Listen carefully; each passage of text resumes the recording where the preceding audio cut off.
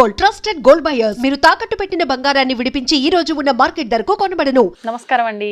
శ్రీమాత్రే నమః. మనకి శ్రావణ మాసంలో ప్రారంభ రోజుల్లోనే నాగుల పంచమి అని, గరుడ పంచమి అని చెప్పి ఒక విశేషమైన రోజు వస్తోంది. ఆ రోజున ఎటువంటి విధి విధానాలు ఆచరించాలి? ఆ రోజున అంటే ఉపవాసం ఉండాలి అని అంటారు, ఉపవాసం అవసరం లేదు అంటారు, పుట్టలో పాలు పోయాలి అంటారు, జంట నాగులకు పోయాలి అంటారు. అంటే రకరకాలుగా వింటూ ఉంటాము. అసలు వాస్తవం ఏంటి? మనం ఏ రకమైన కార్యక్రమాలను ఆచరించాలి? తప్పకుండా. నమో అస్తు సర్పేభ్యో ఏ కేజ పృథివీ మను ఏ అంతరిక్షే ఏ దివితేభ్య సర్పేభ్యో నమః. ఇది నాగదేవత యొక్క మంత్రం. ఈ మంత్రం విన్నా కూడా ఒక విశేషమైనటువంటి ఫలితాలు వస్తాయని విన్నా కూడా అంటే నాగదోషములను తీయగలిగినటువంటి మంత్రం అన్నమాట. అందువల్ల ఇది అందరూ శ్రవణం చేయాలి అని చెప్పి. అయితే ఇక నాగుల పంచమి, గరుడ పంచమి అనేటటువంటిది, దీనికి రెండు రకాల పేర్లు ఉన్నాయి.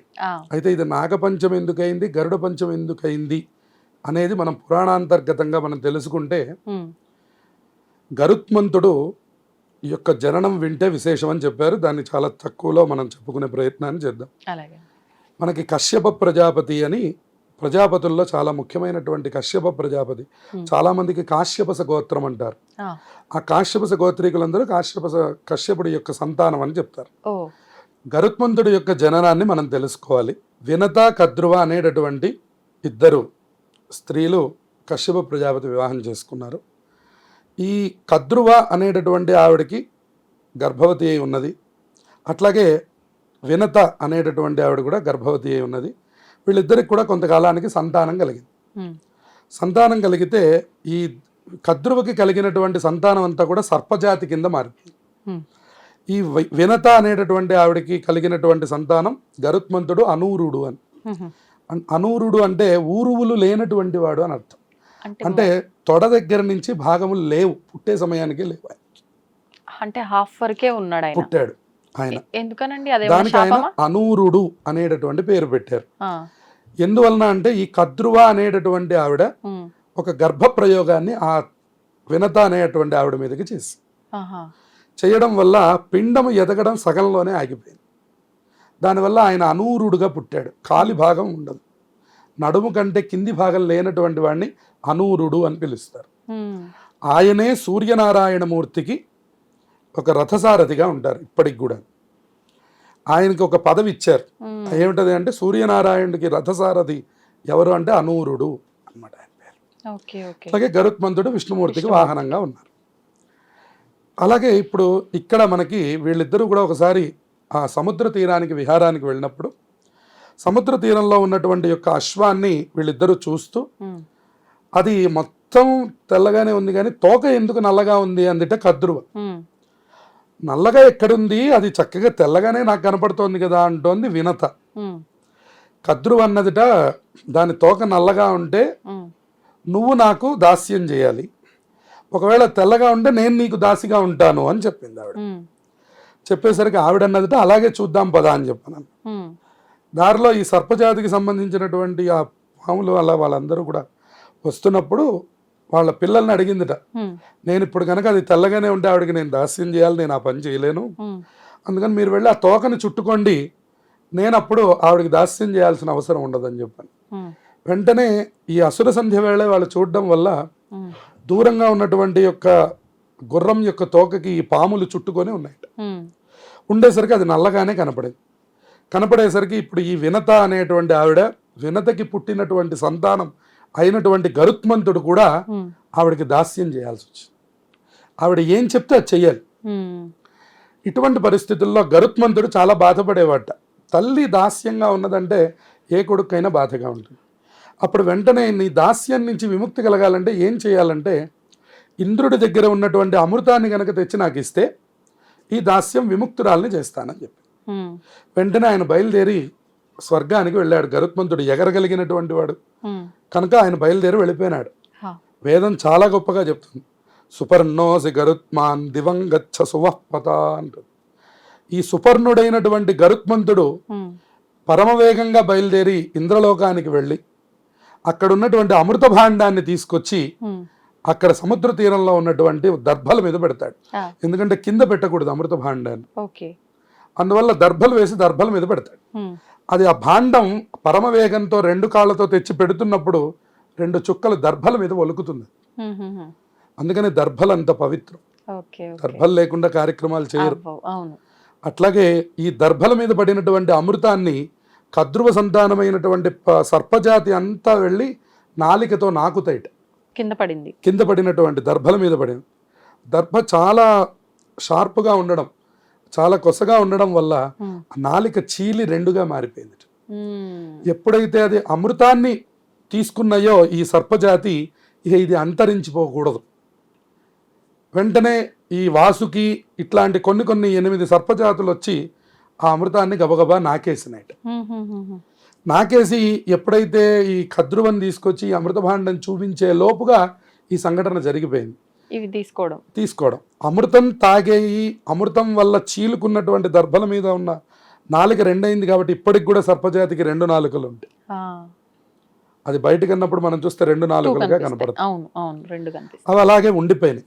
ఎందుకంటే అమృతత్వం ఇక అది అలాగే ఉండిపోతుంది. ఉమ్, సరే, అమృత భాండాన్ని చూపించారు, వెంటనే అది అదృశ్యం అయిపోతుంది, ఎక్కువసేపు ఉండదు. ఉమ్, ఉమ్, ఉమ్, ఉమ్.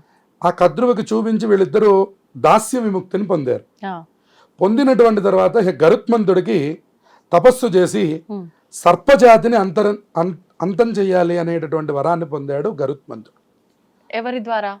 విష్ణుమూర్తి ద్వారా. ఆహా, గరుత్మంతుడు సర్పజాతిని అంతం చేయాలి అని నిర్ణయించుకొని ఆ సర్పజాతిని ప్రతిరోజు నేను ఆహారంగా తీసుకోవాలి, నాకు గరుత్మంతుడు. సర్పజాతి ఆహారంగా కావాలి అని కోరుకున్నాడు. ఓకే. ఆయన తథాస్తు అన్నారు. అప్పుడు ప్రతిరోజు ఒక సర్పాన్ని గరుత్మంతుడు తీసేసుకుంటూ ఉన్నాడు. ఉమ్, కొంతకాలానికి అసలు సర్పజాతి మొత్తం అంతరించిపోతుందేమో అనే పరిస్థితికి వచ్చేసారు. ఆహాహా. దానివల్ల అప్పుడు మళ్ళీ సర్పజాతిలో ఉండేటటువంటి ఈ అష్టనాగులు అంటారు అనమాట. వీళ్ళు ఆ యొక్క మళ్ళీ ఆయన పరమశివుడి గురించి తపస్సు చేశారు. ఉమ్, చేసి మొత్తం నాగ జాతి అంతరించిపోయే పరిస్థితి వచ్చింది. గరుత్మంతుడు రోజు మమ్మల్ని ఆహారంగా తీసుకుంటున్నాడు, అందువల్ల ఇటువంటి పరిస్థితి వచ్చింది, మాకు ఏదైనా అనుగ్రహం చేయండి అని చెప్పాను. ఉమ్, అప్పుడు గరుత్మంతుడికి ఆ యొక్క మహావిష్ణువుని ఈశ్వరుడు అందరూ కూడా కలిసి వచ్చి, గరుత్మంతుడు ప్రతిరోజు తీసుకోవడానికి వీల్లేదు, సర్పజాతి అంతరించిపోవడానికి వీల్లేదు, సర్పజాతి కూడా ఏకోత్తర వృద్ధిగా కలగాలి, ఎందుకంటే సర్పముల వల్ల చాలా ప్రభావాలు మనుష్యుల మీద ఉన్నాయి. అందుకనే మనకి సర్పబలి, సర్పదోషములు, ఆశ్లేష బలి ఇత్యాదులన్నీ జరుగుతూ ఉంటాయి. ఇదివరకు మన సర్పమును చూడడం చాలా ప్రత్యేకంగా భావించేవారు. ఉమ్, దేవతా సంబంధమైనటువంటి వస్తువులు, దేవతా సంబంధమైన విషయములు ఉంటే కానీ అసలు సర్పముల యొక్క దర్శనం మనకు కలగదు. అంత త్వరగా ఎవరికి పడితే వాళ్ళకి పాము కనపడుతుందా అండి? లేదు. కనపడదు. ఎంత మీరు అడవుల్లో సంచరించండి, చిటుకు చిటుకు పాములు మీకు కనపడవు, ఉమ్, చాలా తక్కువ కనపడతాయి. ఎవరికి కనిపిస్తాయి అన్నారు? అది దేవతా సంబంధమైనటువంటి వాళ్ళకి మాత్రమే కనపడుతుంది. ఓకే. అది చాలా అరుదు. ఇప్పటికి కూడా సర్పజాతి చాలా తక్కువ, ఉమ్, అరుదు అన్నమాట. మనకి ఎంతో ఎంతో మనం ప్రయత్నం చేసో ఎక్కడో మనం బాగా మారుమూలకి వెళ్తే కానీ అవి కనపడవు. ఇక అప్పుడు వాళ్ళకి వరం ఇచ్చారట సర్పజాతికి, ఉమ్, ఇంకా నువ్వు ఇంత ఇదిగా మనం సర్పజాతిని అంతం చేయకూడదు కాబట్టి నువ్వు వాళ్ళ మీద ఉన్నటువంటి కోపాన్ని వదిలిపెట్టి నువ్వు వాళ్ళకు ఒక వరం ఇవ్వమని చెప్పి. ఆ గరుత్మంతుడు సర్పజాతి 2 పుట్టినటువంటి రోజు ఈ శ్రావణ శుద్ధ పంచమి. ఉమ్, ఉమ్, అందుకని ఆ రోజునే గరుత్మంతుడు వరం ఇచ్చాట, ఉమ్. ఇక నుంచి నేను మిమ్మల్ని ఆహారంగా మొత్తానికే స్వీకరించను, మీకు ఏ రకమైన ఇబ్బంది కలగనివ్వను. ఉమ్, కానీ నా జాతి యొక్క లక్షణం ఏమిటి అంటే పాము కనపడితే ఆ గర్ద తినేస్తుంది. ఉమ్, అందుకని మీరు సుబ్రహ్మణ్యుడి దగ్గర కూడా చూడండి, నెమలి పామును పట్టుకొని ఉంటుంది. ఉమ్, ఉమ్, మీరు ఎప్పుడైనా సుబ్రహ్మణ్యుడి ఫోటోల్లో చూడండి, నెమలి కాలికి పాము చుట్టుకొని ఉంటుంది అన్నమాట. ఓకే. అటువంటి సన్నివేశాలు కనపడుతుంటాయి. ఉమ్, మనకి గద్ద మనం పాముని తినడం స్పష్టంగా చూడవచ్చు, ఉమ్, మీరు చాలా చోట్ల అది దర్శనం అవుతుంది. అవును. ఇటువంటివన్నీ కూడా తొలగిపోవాలి అని గరుడ పంచమి రోజున ఆ వరాన్ని అనుగ్రహం చేశారు. అందుకని గరుడ పంచమి రోజున కనుక ఈ వ్రతం చేసిన, ఇప్పుడు మనం చెప్పినటువంటి ఈ కథని విన్నా సంతానం అభివృద్ధిగా ఉంటుంది అని చెప్తోంది.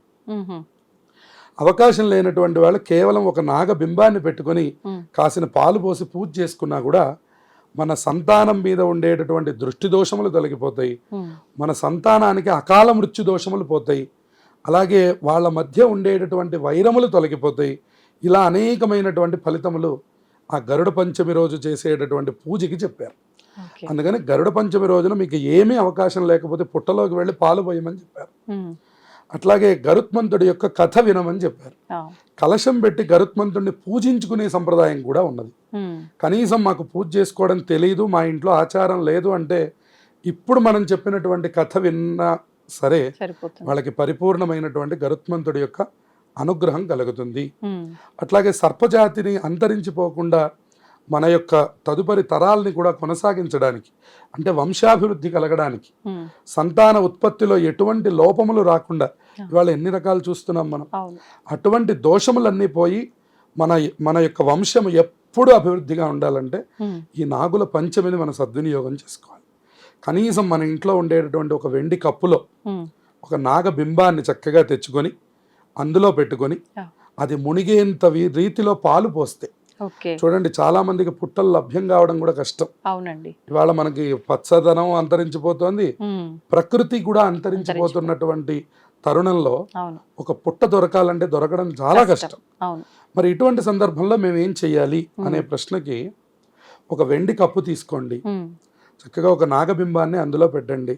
అది మునిగేటట్టుగా మీరు చక్కగా ఆ నాగ స్తోత్రములు ఉన్నాయి, మానసాదేవి స్తోత్రము, అలాగే సర్పనాగ స్తోత్రము అని ప్రత్యేకంగా ఉన్నాయి, మనకి యూట్యూబ్లో దొరుకుతాయి. అటువంటి స్తోత్రం వింటూనో చదువుతూనో గనక దేవతలకు పాలు పోస్తే వాళ్ళు మన యొక్క వంశమును మొత్తాన్ని అభివృద్ధి కలిగేట్టుగా చూస్తారు. ఈ గరుత్మంతుడి యొక్క కథ విని 2 అక్షింతలు తల మీద వేసుకున్నా, కనీసం ఇది విని ఆ గరుత్మంతుడికి మనసారా నమస్కారం చేసుకున్నాం. మీరు ఏ వెంకటేశ్వర స్వామి దేవాలయంలోకి వెళ్ళండి, ఎదురుకుండా గరుడాళ్ళ వారు కనపడతారు. అందుకని పాయసం చేసి కనీసం పిల్లలకి పెట్టండి. మీరు ఏం చేయలేకపోయినా ఆ గరుత్మంతుడిని స్మరించి పాయసం చేసి ఆ పాయసాన్ని పిల్లలకి ప్రసాదంగా పెట్టినా కూడా వాళ్ళకి ఆపదలు అకాల మృత్యువులు కూడా పోయి మీ వంశము, మీ పిల్లలు, మీ సంతానము నిరంతరము అభివృద్ధిగా ఉంటారు. ఇది గరుడ పంచమి యొక్క వ్రత కథ ఇప్పుడు మనం చెప్పుకున్నటువంటిది కనుక ఇది అందరూ వింటే సకల శుభాలు కూడా అందరికీ కలుగుతాయి. ధన్యవాదాలండి. శుభమస్తు.